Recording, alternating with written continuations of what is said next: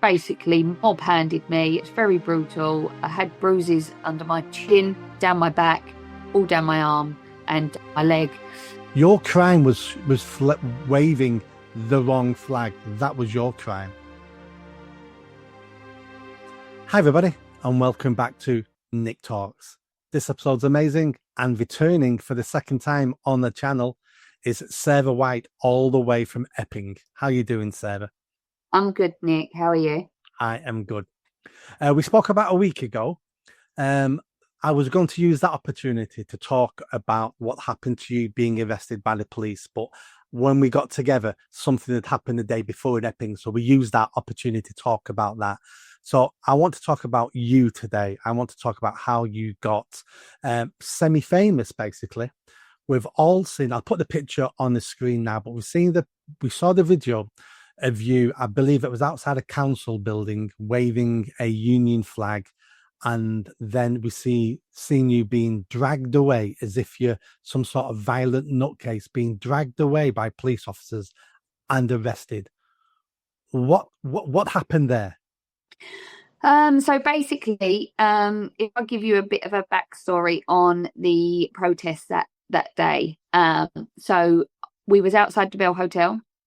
I'd given a speech to the crowds, and in that speech, I encouraged people to look at potentially stop paying their council tax and TV license, because I believe that the protesting, although they are good, I believe that we need to hit the government in their pockets, because that's the only real way that they really care. You know, government doesn't really care about us protesting because it's not affecting them. It's not outside their house. It's not outside their children's schools. You know, it's not affecting them at all. The police don't care. They're getting paid to be there, whether they're a bobby on the beat or whether they're at a protest, and we're all peaceful, so it's not stressful for them. So, you know, that's why I've done that speech. And then, but I sensed there was a change in the air that evening, because where the police had always been very supportive and very encouraging and like, hi, Sarah, what's going on? And what's the process for today? And you could tell there was different police officers there. A lot of them had been brought in from the Met. And there was something going on. And I did say, I'm concerned about us marching tonight. I believe that they're going to make some arrests. And anyway, everyone said, look, we really want to march. It's what we do. Can we please do it? So we all decided, okay, we'll march. But just before we marched, I said to everybody, we will now march to the council offices. Please don't, please stay calm. Let's keep this peaceful protest, even though it always was. But I just wanted to reiterate that so that the police heard me saying that. And I said, if we all could stay on the left-hand side of the road, then the traffic on the right can still get through. Cause as least disruption to the public as possible. And as we was going along the procession, I noticed that the police that was forming the line between us and the right-hand side of the traffic, they was pushing certain guys and getting very heavy-handed with them. Now, there's no need for them to push them. They're already on the left-hand side of the road. But as they're pushing them, some of them were grabbing these guys' arms. And it was particular men that they was picking out, like men that they knew would flip on a sixpence. And they was grabbing them. And a lot of them men said to me the week after, you know, I ended up with bruises all down my arms where they kept pinching. And I had to keep jumping in and intervening and saying, don't play into their hands. Something's going on here. Just don't. And I was saying to the police officers, look, wind your neck in. I don't know what the problem is. We're all walking. They're not causing a problem. Please, let's keep this calm. Right. Anyway, we got down to the council offices and I had the flag on me. And this is something we do every time we march to council offices. We put the flag up on the top of the council office stairs. And we must remember that it's a council, it's a tax-funded building. And that building is, the stairs are there. We're always allowed to walk up them stairs. Anyway, get up to the top of the stairs, held the flag over, as you all see from the video. And then the sergeant or the superior officer with the red hat come up the stairs and said, you need to take the flag down. And I said, I'm not taking the flag down. Just because he's a police officer does not mean that he's acting lawfully. And that's my argument, because at the end of the day, I know the route of the procession. I know that we're allowed to be there. And even if it wasn't on the route of the procession, I'm still actually allowed to be on them stairs. And it's something that we do every week. And he said, take the flag down. I said, why? I'm not breaking the law. And he said, take it down or you're going to get arrested. I said, yeah, but I'm not breaking the law. And with that, he made the signal. The officers came up. And as you see, pulled me off of the down from the ledge and basically mob handed me. It's very brutal. I had bruises under my chin, down my back, all down my arm and down my leg. And I just thought, what an You are a slender, tiny woman. Yes. I mean, you're not a 6'6" burly man where we've got to take precautions here. I, with one arm, could subdue you. Yes. And this is the thing. And I've said to a lot of people, it would, what was they doing that for? Like, because if my mere crime was hanging a flag over the council offices, which it's not a crime, but if that was my crime, did I deserve the police brutality that I received? No, I didn't. And especially when you compare it to the guy who was arrested for sexually assaulting the young girl in Epping, which we now know he's been found guilty for. They showed the tape of him getting arrested and they go to him, come on, please don't cry. Everything will be okay. And you go, hold on a minute. What? Where is their morals? So they manhandled me. Anyway, I said to him, listen, I've done enough restraint training. You're one click away from breaking my arm. Please release my arm. He had it so far up my back with my wrist being bent over, hence the reason for the bruises. He did then, because I said, if you don't release my arm, we're gonna go down the stairs because I can't walk downstairs in the position that you've got me in. So he released my arm slightly, and I said, there you go, I'll walk down peacefully. And took me down the stairs, put me into the back of the police van. And then one of the superior officers leant through and said, the woman that you've got in the back of the van, you're to drive her down the street and de-arrest her. So we drive down the road. We end up at a petrol garage. They come round, they open the back doors, they take my cuffs off, give me a bottle of water. We're sitting talking.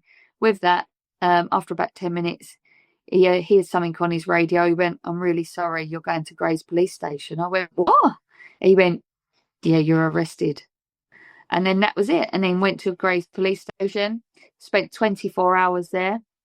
And then I was charged, basically. Charged with what? Charged with Section 11 and Section 12 of the Public Order Act 1986. And obviously, not being a police officer and not being a lawyer, I didn't know what any of them charges were. And I said, or the sections, and I said to them, well, can you tell me what I've done under them sections? And they said, yeah, you deferred from the route of the procession. And I said, no, I didn't. And I clearly know the route. And so in my interview, I said to him, for the benefit of the tape, could you please let me know what the procession was? And he said that the police commissioner had released a statement the day prior, and he said that the procession of the protest was to go from the Bell Hotel to the Civic Centre. So at that moment, I was like, right, this is fine.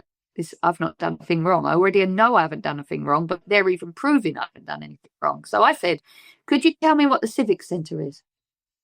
No. What's the Civic Centre?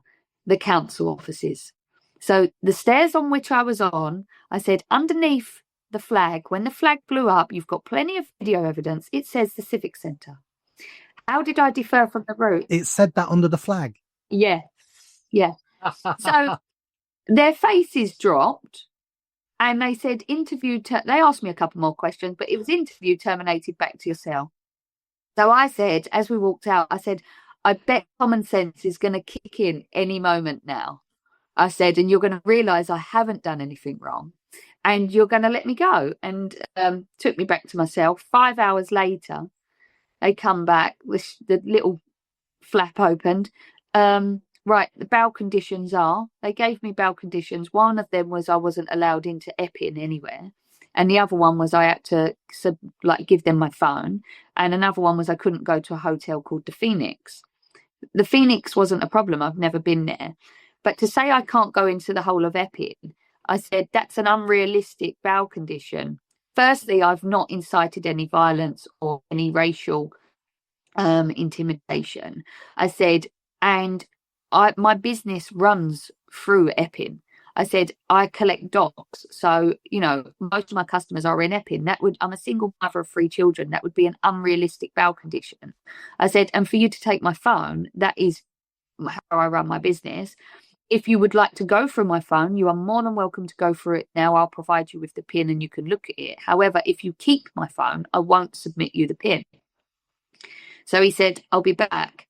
5 hours later, come back and basically said, right, we're letting you go now. Went outside and they said, you're being charged under Section 11, Section 12. You are to appear in court on the 15th of October. And I just said, oh, right, okay, no common sense is played out here then. Okay, I'll go to court. That's fine. And they said, do you have anything to say? And I said, yeah, I strongly disagree with all charges. And as it stands at the moment, I'm still due to appear in court on the 15th of October. I believe I will go to court. My solicitor said, would you like us to write a letter saying that, this will be thrown out of court? You haven't got a leg to stand on. It's a waste of time and money. And I said, no, I want my day in court. I want to go to court. I want to prove that I'm not guilty and then I also want to prove that it was police brutality at a later date. Yeah, I mean, this has got nothing to do with common sense one way or the other. This is them flexing their muscle, not only to you, but to the people of Epping to say, you Muppets need to do as you're told, because we're not having you demonstrating on the streets. We're not having this. So therefore, we're going to make an example over this slender, petite little woman. And you've seen how we've treated her. So what are we going to do to you when we get hold of you? I used to train police officers. I spent years based in police stations as a council manager. I've won lots of police awards. I was a big supporter of the police, but I see the police now as the enemy. They are the Gestapo. They are the Stasi, the Checker. They've turned into the secret police. They're not to be trusted, and they have a political agenda all the time. That's not every single officer. But do you know what? I reckon if we went back in time, I reckon there was quite a few nice officers in the Gestapo. There's a few nice people running concentration camps. It doesn't make you a bad person doing evil things. It just means you're a coward and you won't stick up for what's right. And I want to see police officers resigning and telling the press why they're resigning. But cowards tend not to do that. Yeah, and this is the thing. And, like I've said to enough of the police officers, they're like, yeah, but we're following orders. I said, you can't use that as an excuse, because in Nazi Germany, they were following orders. And then we've seen years later, they've had persecution, because you can't use that as an excuse. You can't just go, well, somebody told me to do that. Where are your morals? Where is it when you look and go, hang on, she is a slender woman. She isn't causing any harm. If I was a police officer, I'd say, you arrest her. I'm not doing that. She hasn't done anything wrong. And let's face it, I put the flag up there. I wasn't going to stay up there all night. If your flag would have been a pride flag or a Free Palestine flag, nobody would have touched you, spoke to you, even looked your way. You would have been allowed to do whatever you wanted. If it had been a Free Palestine flag or a Black Lives Matter flag or a pride flag, your crime was waving the wrong flag. That was your crime. Basically, and that is it. And that is everything what it comes down to. They released a statement saying that they'd charged me under Section 14 because I'd breached public safety. And basically, Section 14 is just an abuse of power that is carried out by the police. And so they're not even telling the truth. And then they released my address, and I haven't been found guilty of anything. And this is what I find quite alarming, that they say I've been charged. I think that terminology automatically makes people think that I've committed a crime, because the word charged, you would automatically think, oh, she must have actually been found guilty. No, I've got to go to court. I'm still innocent until proven guilty. So they've released my address, my details, and then another online site released my address details to everybody. And I just think that's incredibly alarming. I'm out here trying to protect women and children, and they're basically inciting violence at my very front door when I haven't been found guilty of anything. I'm a law-abiding citizen. I've never been in trouble with anyone. And I think that needs to be stopped, because when I tried to find out what the guy had done in Epping at the schools, I'm not allowed to know anything about him. Yeah. He's the right type of criminal. You're the wrong type of criminal. So they need to use you as an example to everybody. And what they do to you scares other people. And they've been using this tactic for decades. If they can have, I mean, you might not even get to court. They may end up dropping the case before it even gets to court, knowing they're going to lose. But it's the process that's your punishment. That's the punishment, is the process. The damning of your reputation locally, having your name and address released, people thinking you're a criminal or racist. That's the punishment. Let me end on this. So, are you one of those people who have been campaigning and jumping on campaigns all your life? It doesn't matter what the campaign is, you've gone out there and campaigned against it, for it, or is this the first time you've become political because you saw the damage this is doing to women and girls? Yeah, so basically, up until the first protest I'd ever been on was during COVID. I'd been on the freedom of choice protests because I've really felt passionate about that. I'm a very passionate person. I care deeply about certain issues. And if there is an injustice, I will speak out and I'll be quite vocal.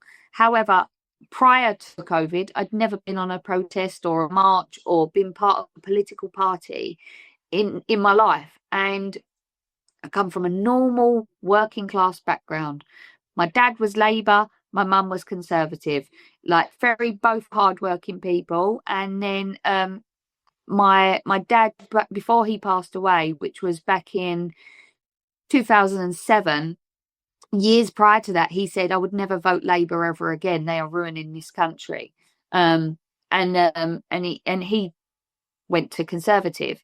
So I'd always just thought, you just vote what your parents do. You know, you're guided by them, kind of. You've been brought up in that household, so you would have similar views to your parents. But it's only been recently that I've said, you know what, this country, I've got to make a change and got to make a stand. And it's again now I've started protesting for women and children, because I believe that children, like I've said before, are the most precious and the most vulnerable in our society, and they need protecting. And our government are doing nothing to protect them, yet they're protecting illegal migrants that are coming into this country and causing all kinds of harm and damage. And yes, I know it's not all of them, but there is a high percentage. And who knows what they will do being allowed to roam our streets. And I feel very passionate about our country, and I want it to be Great Britain again. I don't want to live in a society where I'm fearing for my children's future. No, I completely agree. And if you don't do something about it, who is going to do something about it? And that's what we need to keep asking ourselves. Because if you're out there watching this and you don't do anything about any of this, but you agree with me and you, but you don't do anything about it, you're part of the problem, because what you're doing is you're putting more stress and pressure and responsibility on the shoulders of me and Sarah, because we've got to do more then to compensate for you doing nothing. We all need to take responsibility. You don't have to do what Sarah does. You don't have to do what I do. You've just got to do what you can do. The days of doing nothing, those days are over. We've all got to start doing something to save this country.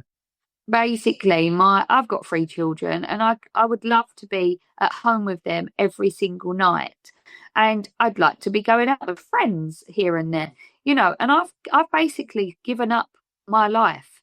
I mean, and doing what I can, and I totally understand that people can't do what I'm doing because I have got my own business. So I've got nobody that's going to be saying to me, if we see that you're at these protests, you know, your job's on the line. And some people are scared, and some people have like mitigating circumstances and whatever. But there are things that everybody can do. There is something that everyone can do, even if it's just bibbing their horn as they drive past and spreading the word between their friends, saying, you know what, I've had a look into this and it is actually true what these people are talking about. Have these debates with friends and family. And I've got my children saying to me, especially my youngest, he's 15, he said to me the other week, I feel like you love doing this more than me. And I said, it's because I love you so much, which is why I'm doing what I'm doing. And I do not want my grandchildren looking back at me in the future and saying, what did you do to help us? Where was you to help the future generations? And what people need to understand is their grandchildren might be asking them that in the future. Do not allow that to happen. Know that you was on the right side of history. Be out there, be proactive, and together we are stronger, and together we can make a change. And that is all I would ask for people. And together, Sarah, do you know what? We're winning. You look at where we were a year ago to where we are now. We're winning. We've got political parties now talking about mass deportations. We weren't doing it 6 months ago. We're now discussing remigration. We're now discussing leaving the European Court of Human Rights. All these conversations were not allowed even 6 months ago, but we're forcing politicians down the path we want them to go down.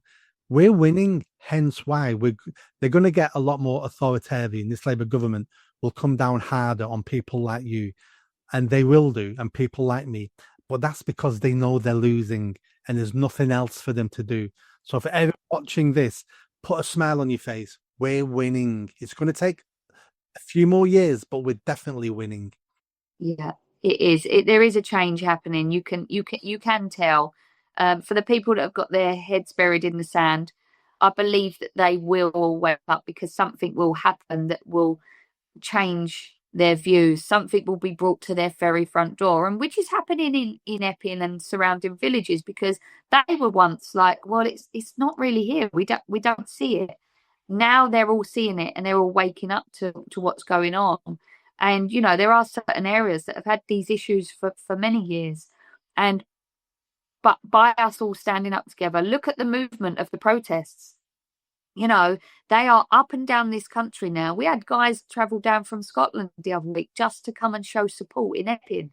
We're all traveling around up and down this country, and it's something to be incredibly proud of for everyone that is standing up and making a difference. I mean, look at the flags, raising the colours, flying around our country to make people see and to spin the narrative, because our flag, unfortunately, has been deemed as a racist signal for too long now. And our flag is something to be proud of. Like every country should be proud of their national flag. I'm all for that. If I move to another country, I will fly their flag with pride because I obviously want to live there. I must love that country in which I'm in. And at the end of most of my speeches, I say, live in the country you love, or love the country in which you live, or go and live in the country you love. And that is ultimately it. Why are these people here? If you're here, it's because you've wanted to come here.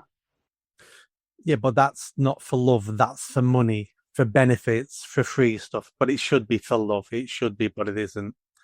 Sarah, thank you so much for coming back on. Keep up the fight. We need more people like you. We need more women getting involved, because everything is beginning to change now. Everything's changing, and people like you deserve a lot of credit for this.